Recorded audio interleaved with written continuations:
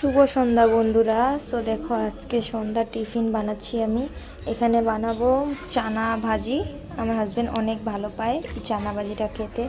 সেখানে পেঁয়াজ কেটে নিলাম। আর আমার হাজব্যান্ড পেঁয়াজ মানে কি বলবো, অত অল্প চানাতে আমি দেখো কতগুলো পেঁয়াজ দেবো, কারণ ও অনেক ভালো পায়। আর এখন আমি পেঁয়াজগুলো দিয়ে দিব। চানা ভাজি হলে আর কিছু লাগবে না, সন্ধ্যার টিফিনেও চানা ভাজি হলে বা কি বলবো, খুশ মানে এসে দেখবে আমি চানা ভাজি করেছি তো পুরো হ্যাপি হয়ে যাবে। তারপর লাল লাল করে ফ্রাই করে নিব, তারপর চানাটা দেব। তো কথা বলতে বলতে দেখো বন্ধুরা, আমার পেঁয়াজটা অল্প মানে লাইটভাবে লাল লাল হয়ে এসেছে। দেখো এখানে আমি চানাটা দিয়ে দিলাম, আমার চানাটা ফ্রাই হবে। এখন আমি ওপর ঢেকে দেবো নুন দিয়ে, নুন হলুদ দিয়ে ওপর ঢেকে দেবো।